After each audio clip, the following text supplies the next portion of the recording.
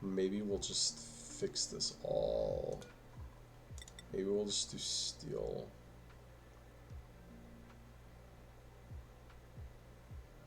See, I don't like that this is already so hot right now. So what I need to do now is I need to open this door so that I can actually put these other steel parts in. So I'm going to put another steel plate here, another steel plate here. That means we have a heating plate and basically another heating plate. And then what we're going to do, right, so we got this, we're going to put this there. But the door is kind of like the in-between, right? So an open door like this does not transfer heat. So right now there's a vacuum here, and there's no heat transfer between the right plate and the left plate. And I'll show this in a second. So this steel tile is cold, right? Despite the fact that it's right next to a door that is 1,300 degrees. But there's no transfer, right? So what we're going to do is we're going to I think we're going to get rid of a lot of this. I just want to make sure that this door stays open until I have it fixed. But what we're going to do is we're going to have a plate and a plate, and we're going to have the heating element over here. And saying, like, if the steam gets over a certain temperature, then we want this door to be open. Kind of like how it is right now. I'm forcing it open right now. But we're going to make it so that the door opens when there's too much heat being transferred from this side to this side. I'm just gotta wait for this guy to get done. Alright, so we got this done, and then we're gonna seal these two in, and then we can deal with the other side. I just want to make sure I don't accidentally let a bunch of steam out.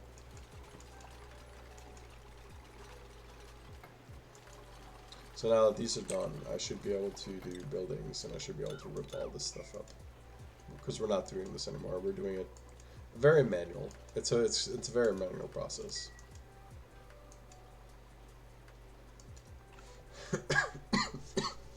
And we can still use the igneous rock in here and have it basically conveyored through too. So like that's totally gonna work. Alright, so we got this now. And now we just set up a new automation something. We'll put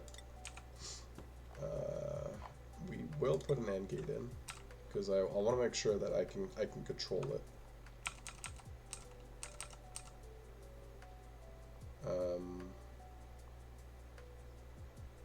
Yeah, I think this will work.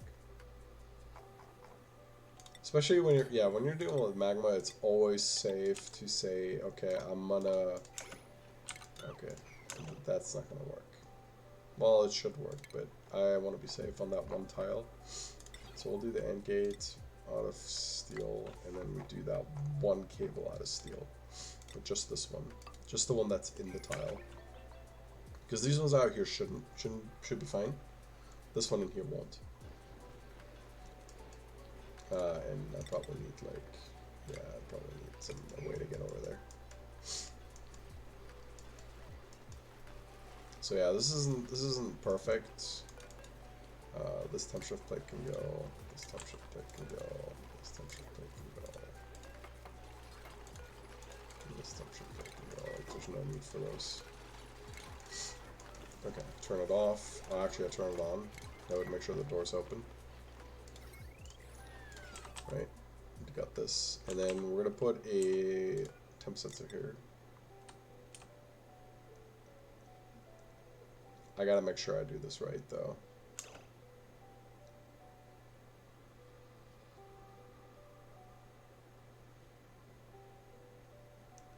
Hold up. This is green because it's, yeah, we have to be very careful here because we're basically reversing this, right? I think.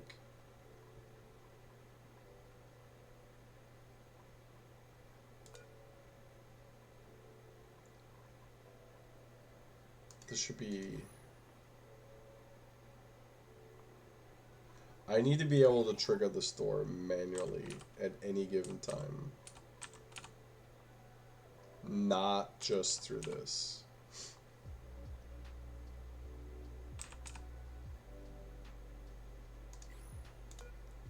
I think I want to change that to an OR gate.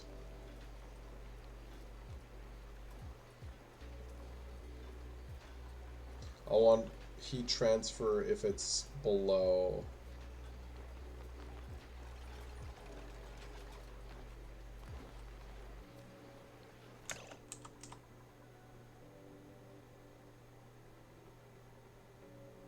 Oh no.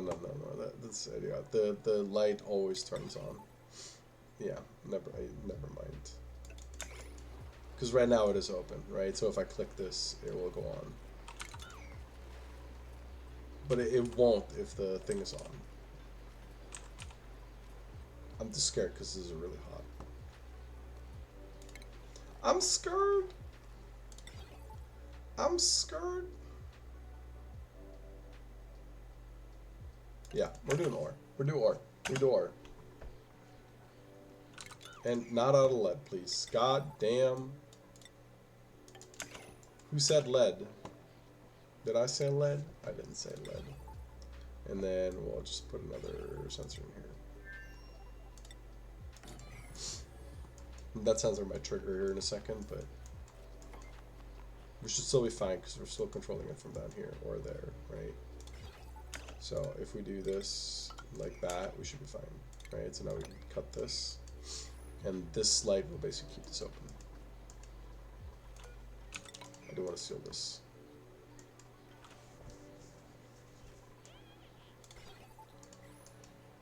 We don't have enough heat in here, and we're trying to solve it, but it's taking a little longer. How are we doing on water? How are we doing on oxygen? Oxygen we're struggling with. Water we're struggling with.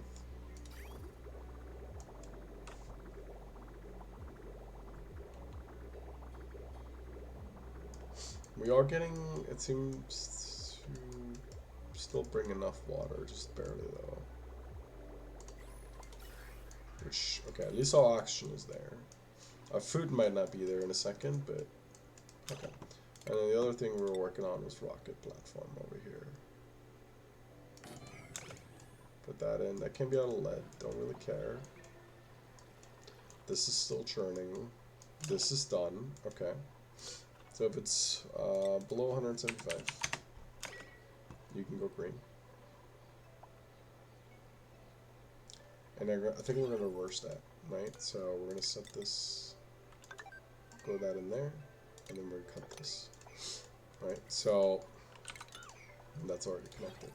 So right now it says it's below, that means it should open, right? But we actually want to do this above, right? So now it says if it is above 175, open the door. Or if it's below 175, you can close the door. So if I close this door now, right? So if I click this, it's going to close the door. So now the door's going to close. Now the heat's going to transfer. So now it's sucked heat out of this through the door into this. Now this, oh shit. Now these mesh tiles are 700. And they're going to be dragging this heat into here.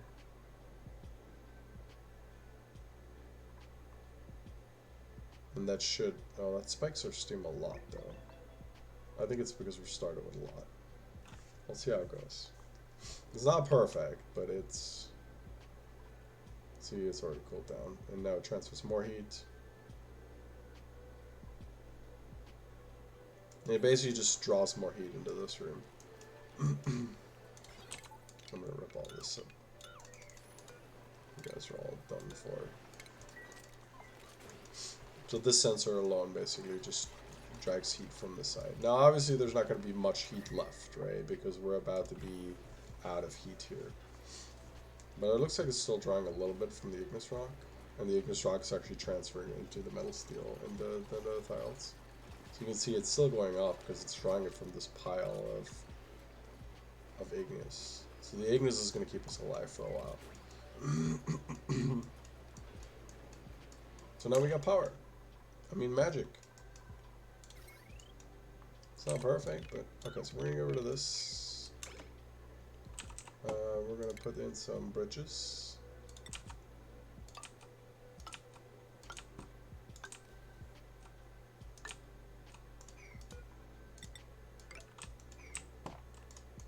If we get our thing? We did get our thing. Rocket side, we want to put a battery down. Doesn't really matter out of what. Oh, we can get 2 batteries. Oh, even better. Give me all the batteries. Ward seeds. Absolutely. Can we seriously get 2 batteries out of this? Oh, snap. Alright. This and that. We need to get this power cable connected with this one too somehow.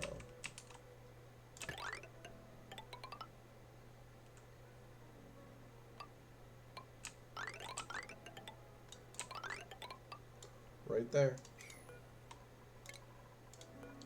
We're going to decon those. We're going to connect on a power bridge. On a joint plate, that is.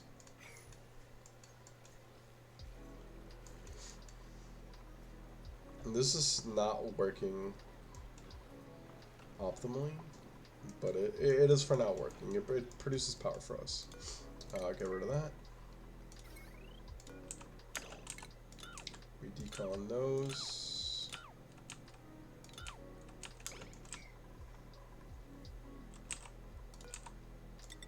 Combine that. We're still getting power into this from this side too, so, and that's this thing here, which is fine. We're kind of using up the hydrogen that we have, the 300 something kilos. It's not optimal, but okay, we got our Pippo down here. That's awesome. I mean, you can eat. This shouldn't be harvest, right? Disable harvest. There we go. Pip can be happy. Batteries up. This will be our main battery storage right here, because these things can hold a lot of battery juice. Connect this, this, this, this, and this, and this, and then we can split off of that for what we need power for. Apparently we have enough water coming through again. No, we don't. We just barely have enough, I guess. Nope, we currently don't have any water coming through. The problems. The problems of the waters. Our shovels are fine. They love it. I mean, ultimately, we can get a lot of water here. What is up here? Carbon dioxide. Hold, that's a lot of carbon dioxide. That's a lot of carbon dioxide. Well, it's tons of liquid. So it's just tons of liquid. Yeah, we're out of power. And I kind of need you guys to do that tile. This shouldn't be out of water, right? Yeah, okay. Yeah, I just need this to be sealed so that they don't accidentally go in and grab this igneous rock. Yeah, this is kind of it now, right? So it's... The magma that comes out should maybe reliquefy those, but I'm not sure. They might not. Carbon dioxide comes out of here.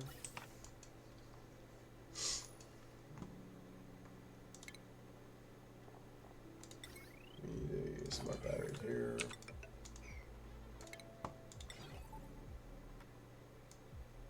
Certainly don't need that out of that. We'll just do it like this. We have natural gas in here we really should be pumping out. What temperature is it though? 70? Hashtag, do we care? You just don't have power. We just need to connect you to something.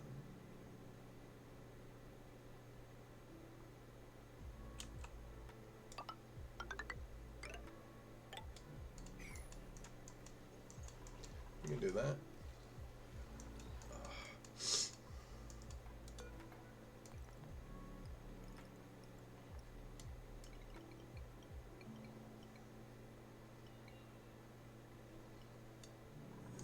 Oh shit!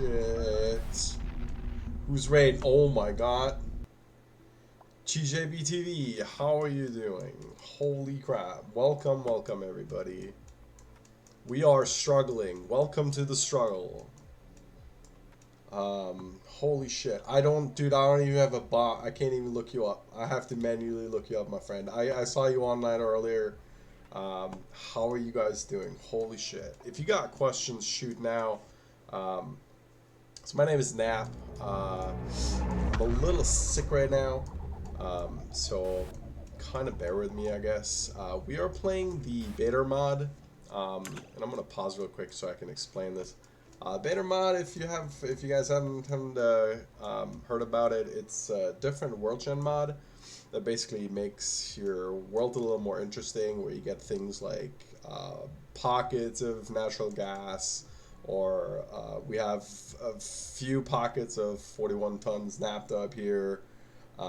It gets really nutty, for the reason that, like if I dig into this is going to be a huge ass explosion. I already kind of had that problem. We'll talk about the liquid chlorine tank, and it's not liquid chlorine. Yeah, so like I dug into one of these by accident up here, and it got into my oxygen generation, and it got a little nutty. This is not chlorine. This is nuclear waste. Welcome to Radiation City. This mod has a lot of nuclear waste. It has these. It also has this. What's called corium, which basically emits nuclear waste. So it basically like drips it if it can. I'll show you some other areas. There's the kind of like, it's called like the Inferno area, I guess, where you have like really hot areas, like 250 Cs. I haven't even gone down there. There's other materials like mercury. There's other stuff like, I think it's electrum. Yeah, electrum down here. We have a bunch of sour gas down here that we're eventually going to have to deal with. There's a couple of hot pockets. Or at least in my world gen, right? So in this particular one. The other thing is, this is the main planet. You automatically have meteor showers. So you start kind of like how, excuse me, how a classic Oni is, right? You get like your meteor showers. So you can't just throw up some solar and be happy about it, if that makes sense.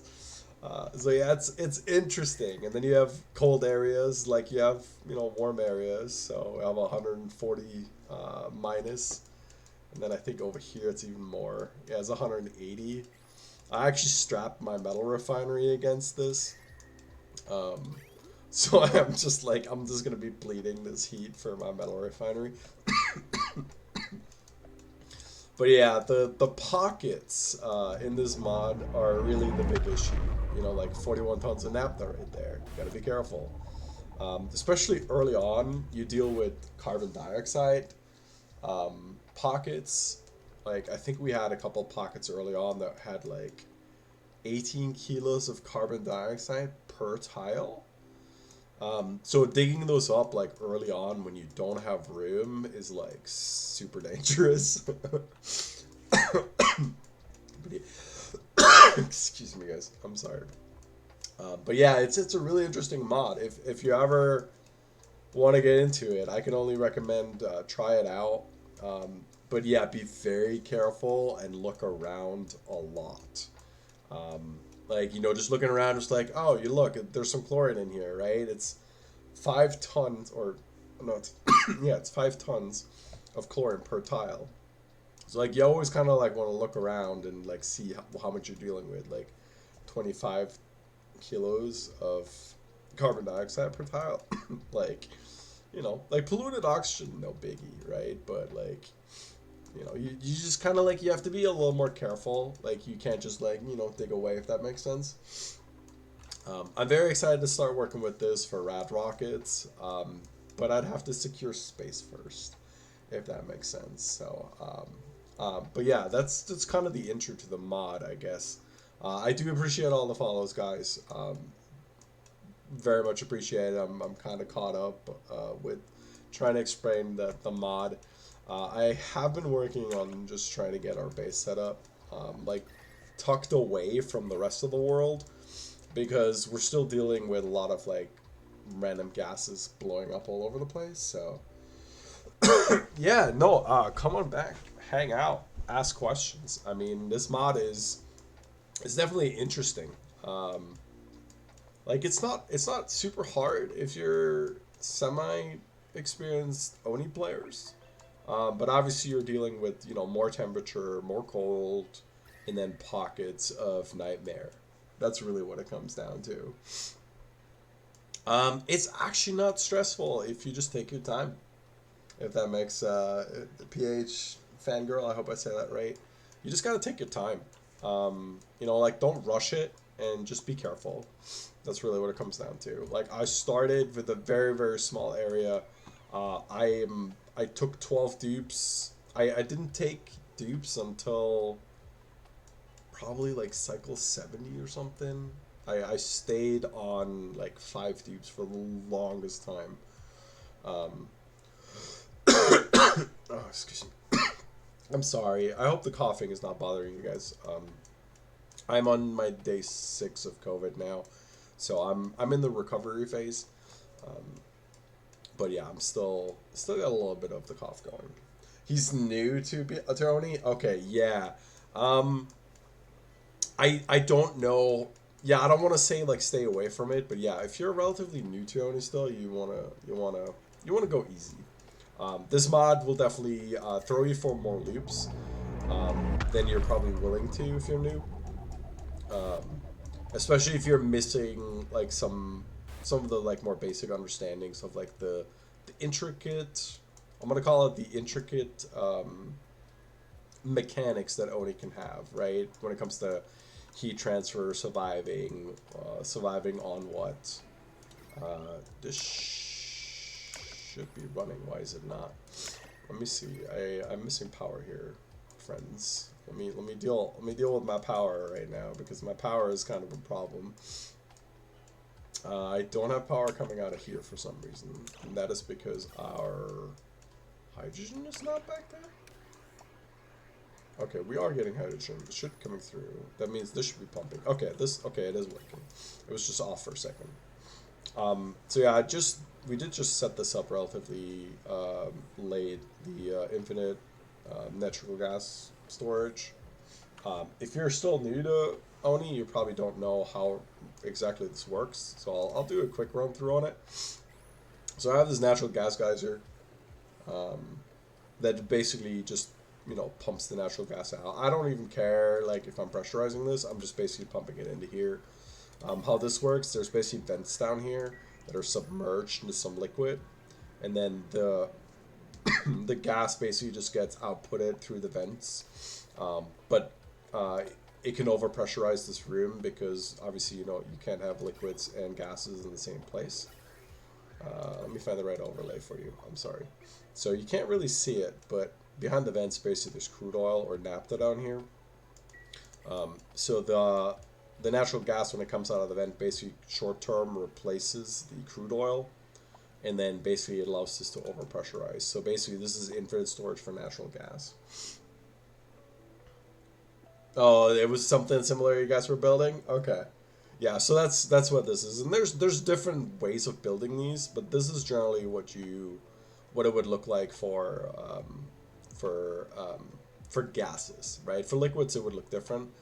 But you can see how the vent is basically spewing out the natural gas, and the natural gas is basically just going up here. And we're not pumping a whole lot right now, so it's not going up anything.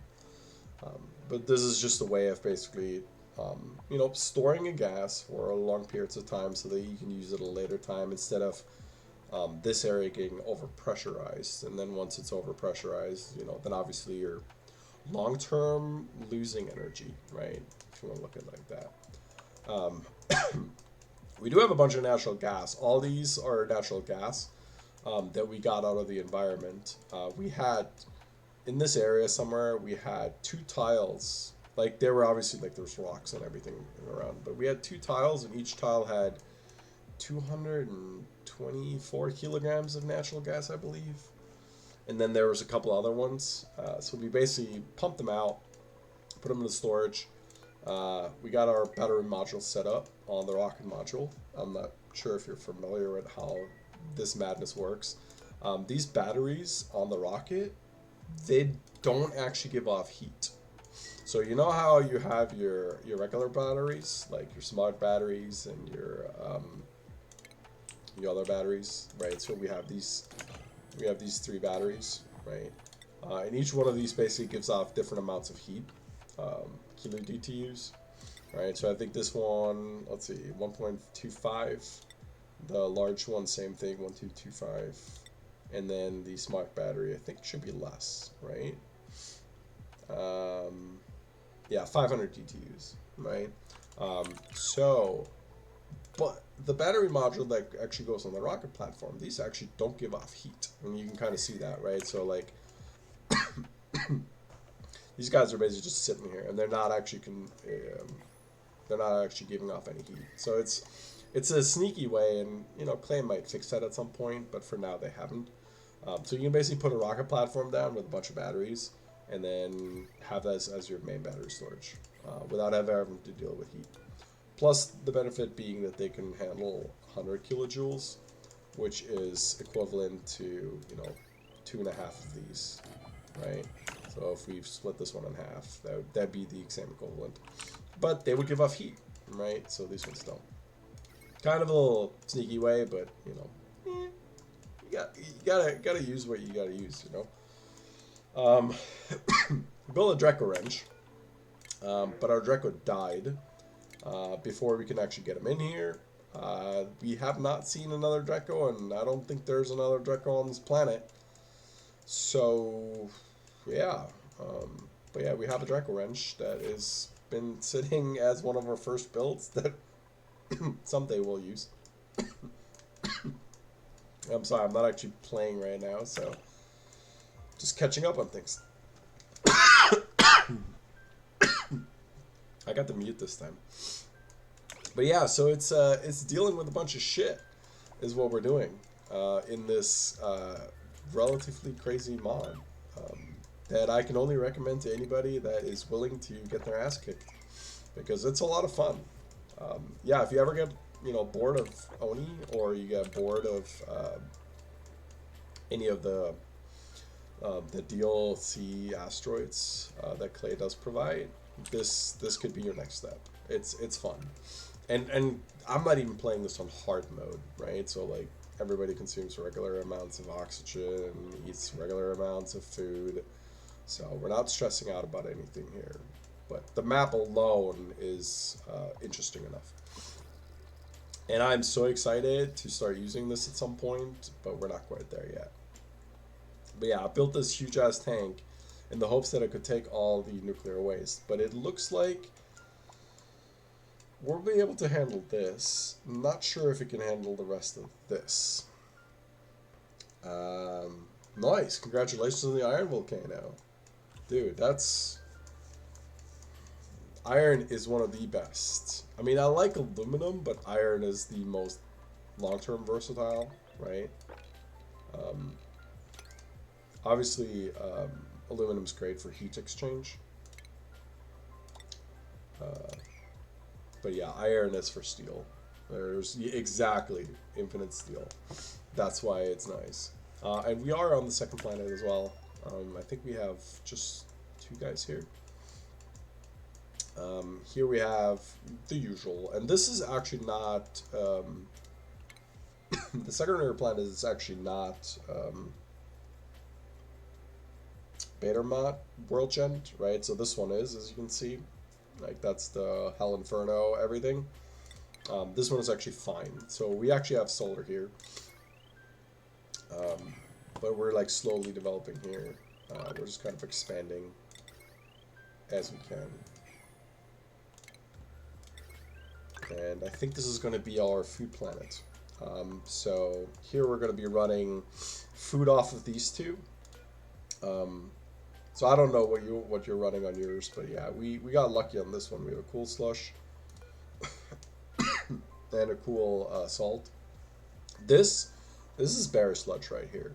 Like when I look at these two,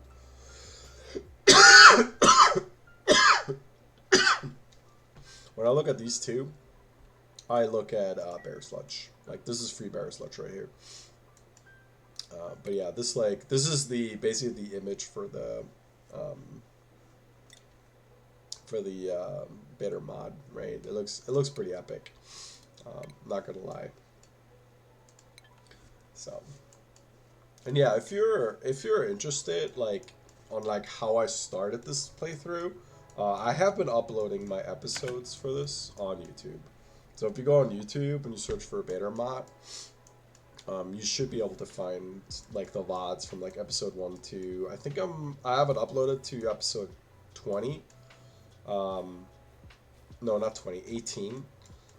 So it's really close to this. Like I've only been playing for an hour today, and obviously I'll upload that too. But yeah, the DLC is hella fun. If you haven't done it, um, basically, I mean, I could show you another playthrough I'm doing if you don't mind me switching, um, and I can kind of show you what space looks like. If you haven't done space and you're wondering if you should buy the DLC, I can only recommend it. If you're playing the base game right now, B, I don't know if I can call you B or call it TJB, I guess. If you're not in space yet, or if you're just playing the classic Oni, let me show you what the space looks like in Oni. TJ is fine. All right, cool. Yeah, so this is my other playthrough, and I don't upload this one to YouTube, but it's the radioactive moonlit. So when you start the game in DLC, you have different options to start with. Like you can start on Terra, which is like kind of like forest biomes. It's very balanced. It's easy survival. Like you're not gonna die. You're not gonna get overwhelmed by anything. But then there's, like other moonlets that you can start on that are like more difficult. So the one I started on here was the radioactive moonlet, which basically brought a bunch of like the uranium. So I have a bunch of uranium production in the bottom. But that's not really what we're here for. We're really here for the space stuff, right? So the difference really between base game Oni and spaced out Oni is that you can basically build modular rockets, and this is just the nutty part, right? So you have different like engines that you can start out with, right? So you have the carbon dioxide engine in the base game. I think you have I don't even know what the base game has, to be honest. So I don't want to say you don't have something, but but yeah, basically build modular rockets, right? So engines have like a maximum capacity of like height that they can have, and so like rad rockets using radiation, right? They have a longer distances. You can stack them higher, which means you have better build configuration. You can slap oxygen tanks or any other gases on here that you then have to load through loaders. But then you go to this, eventually you start the base map, the map. So we started on this one, and then you can build up your telescope on the top of the map. And you can, you can look through the first 3 tiles, so you kind of get this radius around your asteroid that you can kind of like see. And then you find other planets, right? And then on your base main, if you're playing DLC, you have like a teleporter. Let me find my teleporter. My teleporters are over here. They're inside my base. They actually teleport you, or you can teleport to the second planet. So this is my second planet. So this is the flipped magma, where basically you have your top is all magma and it's really hard to get through. But then, the bottom is kind of like, unusual. I actually came here to grab all the metals in the world, and then we set up a pip tree farm later on. But to look at the other planets, right? So the other 2 planets in our vicinity are these 2. So this was our start. This is our secondary. This was our third, which I don't think we're actually on. Yeah, we kind of landed here with 2 rockets and then left with 1 because it didn't go so hot. And then I think we currently still have people here. No, we don't. Okay. Excuse me. This is our oil planet.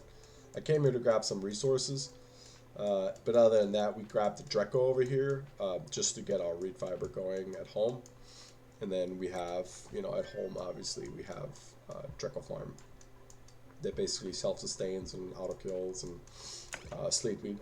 berry sludge farms here, and this is kind of what I was talking about on the other playthrough that I was looking at.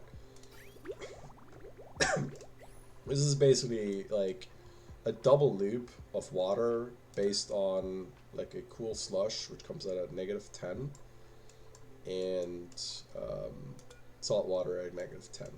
So basically both these lines from the cold water combined into these tanks. So I heated up just enough to -6. So as long as it's you know, under -6, it basically heats this water. The water gets pumped out, stored in these tanks.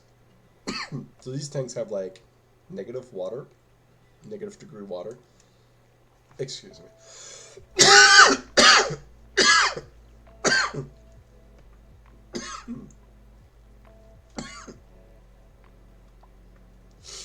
Oh, the suffering is real. So we're storing a bunch of really cold water, just barely, you know, below the point where like the pipes break. So if you heat this to just 6, it basically means it won't break once it goes into a sieve. So when the sieve goes through, it basically pumps the water through. See, like even the water from down here comes at like -7 or -2.7, which is perfectly fine. You store that, and then you use that water to basically cool and grow your sleep wheat. So the water that basically comes, you know, it goes into the storage. Just assume this is one big tank. It comes out, it rotates through here. As long as the water is below 3 degrees, you just keep looping this, right? And obviously you keep refilling it. So basically you're cooling this room down to like, you know, 0.8, which is perfect for sleep wheat. And then you're also feeding the plants. Any excess of that, we just basically bypass. And then we put the bypass into a tank. This tank heats it to, I think, 8 degrees. Yeah.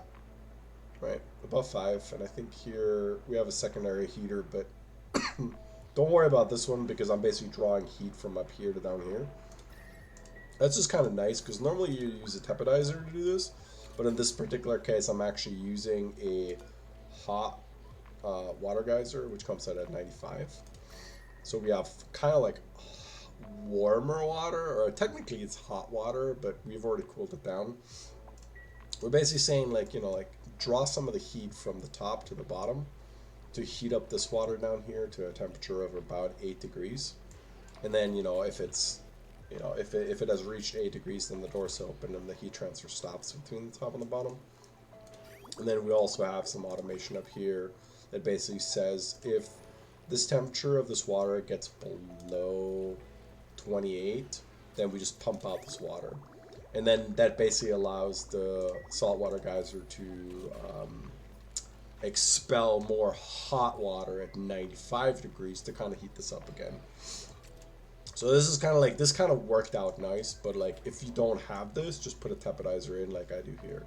But this tepidizer should barely ever run, simply because I have this heat already right here. And then yeah, same thing goes, right? Pump water out, bring it through the bristleberries. I'm even using the water that's coming in at 8 degrees to cool down the lamps. Make sure that it doesn't get too warm in here. Loop it through. Secondary storage for bristleberries. This is basically just for the downtime of the geysers, right? So if the geysers are down, I want to make sure I have water for both, right? So this is water for this, and this down here is water for this. And they basically just loop, right?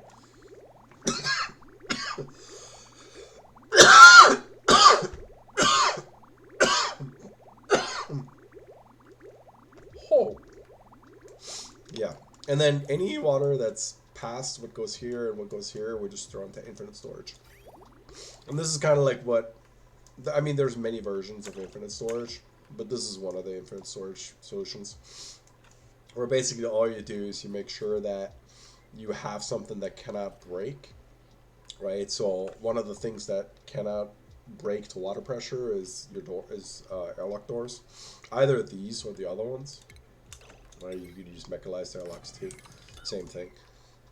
Basically, they're just there to basically prevent the water pressure because you know if you have you know there's not much in here, right? So there's about 7 tons of water per tile, or at least right here. But we have oxygen down here, up here in this top pocket, and that oxygen can't go anywhere, right? It's basically trapped up there, and that basically allows the water to drip out continuously because there's always going to be oxygen here. It's never going to be water, so there's always going to be oxygen there, and it's just going to keep dripping water. This vent cannot be overpressurized by water, therefore it just keeps dripping, and the water's got to go somewhere, so it basically gets overpressurized here. But yeah, what I really wanted to switch to this for was the star map, right? And then you can basically outfit your rockets, right? So we have a couple of rockets. Like this is the rocket interior, right? So kind of how I was showing you these modular rockets, right? So I think this was this one. No, it was the other one. So it must be this one. Right, so you have the interior of a rocket. You basically you can decorate these however you want, right? You can also create your room bonuses and stuff in here, right? So my current setup that I'm running here basically allows for a bedroom, a washroom, and then a great hall. It can be tricky to get good layouts for these if you're ever struggling with those. I think there's plenty of people that have come up with really neat ways for whatever you need in the auction. I included Discord. But this is kind of like one of my Explorer ones, right, where I have a telescope in it, and they basically just fly, they're in here, and then they get sent certain places, right, and then they basically I could send the rocket out here, depending on obviously how far I can go with this, right. So this particular engine, which is a rat bolt engine that works off radiation, this one can go, I think it was like 20 tiles. Hey, have a good night. Hey, thanks for stopping by. I appreciate you. This one can go 20 tiles, so I can go 10 tiles out and 10 tiles back. Right, so from here, go 1, 2, 3, 4, 5, 6, 7, 8. I mean, I could go all the way out here. I could just fly out, scan all the tiles here, figure out what these objects are, and these can be like ice giants or something like that, right? So like, let's say this one has ice, carbon dioxide, oxygen, methane. So we have 3 solids and a gas. And then you can totally mine those too, right? So it's kind of like how the base game does it with the cargo modules and all those things. But you basically you can fly out here. If you have a rocket that has a drill cone on top, so instead of like the nose cone, you'd put on what's called a drill cone. Obviously, it won't fit here, but then the drill cone can basically, it takes a ton of diamond, so like 1,000 kilograms of diamond, and then you can basically fly out there and you put a cargo canister on it too, right? So you put something like what is it called, cargo bay or large cargo bay, and they can hold like, I think the large cargo bay can handle 27 tons. Excuse me, it's getting bad. But I can handle 27 tons of stuff. So you could, if you find something, like this is all solids, right? So it's kind of tough. Like you would get like the percentages that you would get. But if you find like a planet, I don't think I have one. But yeah, like let's say I went to this one, right? If I went to this one with a solid cargo container and no other containers, right? So if I didn't bring a container for gases or anything like that, then obviously I couldn't pick up any gases, right? I couldn't pick up any chlorine. The only thing I could pick up is uranium ore. So I should only be getting 18% of a uranium ore, but because the only cargo module I do have is solid, then that means I'm getting 100% uranium ore because I cannot pick up any of the others. So that's kind of like a neat way, but yeah. So then you kind of like explore space, right? And I think there's 9 planets, I think. So like we found this planet. This is the magma planet. That's all magma. There's nothing else. It's just magma. There's a niobium geyser on this. I have not found the metal planet, which, I mean, there's one planet that has, this one has a tree. I don't know if you know what that is. We can talk about that if you're interested. But yeah, there's one planet that has a bunch of like iron volcanoes, I think like 3 or 4. There's also one that should have gold, copper, potentially aluminum, cobalt, or something like that on it. Yeah, so each of these kind of like asteroids has like their specialty. There's one that has regolith, filtration medium, that has constant meteors, which is the only one that does. There's one exception to that, but in main focus, it's just But this is spaced out, and it's it's definitely worth it in my eyes.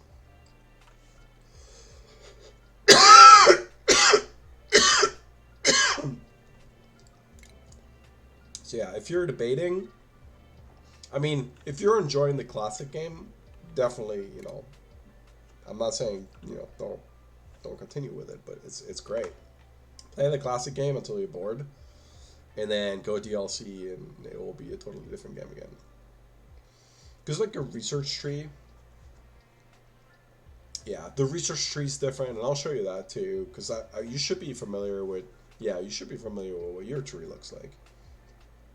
Oh yeah, you shouldn't be. I mean, dude, Oni is one of these games that actually has a huge replayability factor, right? So like for spaced out, your research is kind of a little different, right? So you have your low tier research and your secondary tier, which this is kind of probably what you're familiar with. And then in classic, I think you have your space research, which is like your 3rd tier, right? Where you have to go out and get like the modules back from like the rings that you have to travel to, right? In this version, you actually have 2 types, right? So you can say, like, say there's a 3rd one, and then there's also a 4th one. The 3rd one is radiation research. So that one gets done by basically, using radiation, and then, having that radiation shot into a material study terminal, and then they research there. That's how you get this yellow bar. And then the orange bar, you need plastic for, and then you actually have to go into space with a rocket, 1 tile out, and they basically have to research while in orbit. So they'll go out there, they'll basically produce data disks out of plastic, and then you can take those data disks back home to your planet, and then you have basically another research station in which those data disks are being used, to progress your research. And I haven't been doing research on this one, I think, in a while. No, actually, we are doing research. I think we're just short on something. What are we missing? Why are we not researching? Oh, we are missing water. Right. That was one of our problems. Water. Yeah, we were trying to deal with that. Because we are just barely cruising by on this water right now. This is enough for our oxygen. It's kind of hurting our food right now. We're not... we're going to be dipping in food pretty hard here in a second. And I really would like to get this done, but I don't see that happening anytime soon. So we need another solution for water. We have some more water coming here, but we're currently using that for here, so that's not good. maybe we need to stop doing this. Maybe we need to actually... But see, I need the power still. That's the problem. I'm struggling with too many things, like power right now. Okay, so this one's going to go up. And then it's going to bypass on here. Where's this going? No, that should be fine. Alright, so we're diverting some of the water from down here. It's just basically coming from here for now. Just to keep us going. But yeah, man, I mean, if you're still new to Oni, dude, enjoy the shit out of it. There's so much to explore. There's so much to fuck up. Especially, like, you know, when you go to the... I don't know how far you're in, but... mid to late game, like, there's so much stuff you can mess up, and, you know... I think my favorite thing to tell people playing Oni is always, like... when you build something, you can either care about it now, or care about it later. If you care about it later, there's a good chance that you're going to have issues, and those issues will most likely compound into larger issues. So having a build or having something that you're very happy with, that you know is stable, and that you know will not ever break, that build will save you later, because most likely something else will break, but as long as that one other thing is stable, you're good. So it's really... it can be very finicky, right? Like right now, I'm struggling with water, I'm struggling with power, and I'm going to start struggling with food soon. And I know this, right? So, like, I need to come up with a way of, you know, providing water. I still have some here. I really need to tap into this, which comes in 5 cycles, anyways. So that might be the worst thing to do here. So why don't we get this started? And this is just, you know, just getting ready for it, right? I need to actually tackle this, but I also don't want to let all the slime lung out. Wait, actually, we're in suits. We don't give a fuck. We're in ammo suits. We don't care about slime lung no more. So yeah, let's see if we can come up with a solution for this one real quick. So this is a steam vent, right? 110. Not particularly happy about that because it's, you know, it's hot. But it's not hot enough to put in a steam room, so that's a problem. What is that warm creature? That is a grub grub. Okay, this grub grub is like an evolved version of... So this is, yeah, it's a DLC critter. It's an evolved version of this, of the Sweetle, right? So the Sweetle, they get felt sulfur, which is something that you don't have in the base game. But in this, you have like sulfur geysers, and it spawns in nature. There's two. So there's the Sweetle and there's the grub grub. So the Sweetle has a chance of either, you know, getting Sweetle egg or a grub grub egg. You know, if they tend to a spindly grapefruit, then the chance increases, right? So there's basically a plant that if they tend that plant, and actually there's one right here. It's kind of hard to see behind the rotten whatever, but if they tend to that, they put on it was actually really cool, and there's really cool builds with this. They put a grub on here, so if as both the Sweetle and the grub can do this. If the Sweetle does it, I think it's a 5% increase in growth rate. If one of the big guys does it, the grub, then it's a 50% increase in growth speed. So you can do this with any plant. So if I had these guys running over my bristle blossoms would grow 50% faster. These things can be so powerful, and obviously you have to like maintain them and groom them, make sure you don't overcrowd and stuff. But they're amazing, and they can kind of like do the climb. If you haven't seen a Sweetle, do we have any live Sweetles anywhere around? Oh, this guy. I'm trying to think like how can I show you the Sweetle amazingness, because these guys actually have like they can when they move, they can move up 2 tiles. When they do, they basically like extend their legs up. It looks hilarious. Let me. I'm trying to think of how I can best show this. If I do this, can they jump that? No, they can't. Okay. I'm gonna deconstruct that just to show this. Come on, this. We're trying to show something. Okay, I'm gonna put like I'm gonna put a door in there for a second. Just so you can see the legs. They look so funny. Sideway doors, you rotate them, right? So if you have a regular door, and I'm pressing O, so every time you press O, you basically rotate, right? It's the same thing with like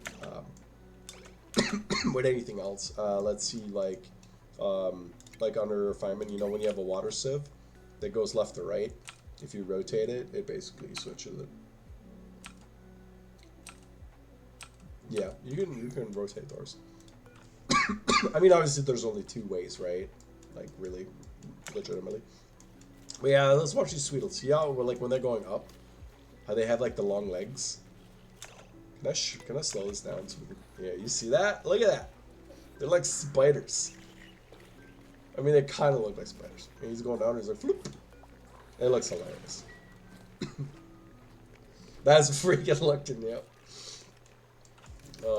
They're pretty good. Not gonna lie. Okay. So we're good on power right now, surprisingly. But yeah, we need to deal with this. We need to deal with this water. We need to work on this. So one thing is we're gonna have to bring this over. Probably to right about here. I don't know if this is gonna be enough, but we'll see. Yeah. Oh, I need to speed up again. Our volcano is about to erupt again. This is kind of like a temporary solution. I'm not happy with it, but it is what it is. Sometimes you just, you know, I just didn't have the room to work with it to make anything better. But yeah, it's very simple. It's just a heat transfer, right? Right side's hot, hypothetically, right? So like when the magma comes out, it's hot. And the magma touches this, these tiles get hot. The door allows the transfer to happen between right plate and left plate. And then we have a switch here basically saying if it goes above 175, open the door. When the door is open, there's no heat transfer between left and right, or right and left, which means that, you know, it's halted. And we'll get to see this in like, you know, about a cycle. So I'll make sure I'll try to come back here for that, so we can actually see that. And I do apologize for the coughing, but I am trying to talk, and the talking is kind of making my cough act up, so I do apologize. But you're going to have to deal with it if you want me to talk. And I'm assuming that's probably more entertaining me talking than me not talking. We are going to be killing these morps. If I want morps, I'll make morps. I don't know if you know what morps are. If you ever want to create morps, they can be neat because they're basically generating polluted oxygen for free. Obviously, there's, you know, there's Schleimling involved for that, but I don't know if they actually give Schleimling. But yeah, they produce polluted oxygen for free. Small amounts, but they produce for free. Which can be neat if you need like an oxygen source. You would literally live off morps if you wanted to. But in order to create morps, yeah, if you ever want to create morps, and morp farms can be fun. But yeah, if you have an outhouse, if that outhouse gets fully used with like the, you know, 15 uses or whatever, when it has a little yellow sign on it, if nobody comes and cleans that, I think for 3 cycles, then you have a chance of a morp spawning. And then the morp basically just comes out of the toilet, and then he just lives there until you kill it, or, you know, do something else with it. So we need to bring the power over. That's the first step. Just gonna do it like that.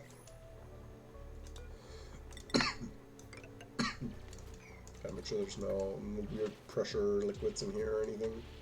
Okay, I think we're good. I'm kind of doing this like slowly to not mess things up.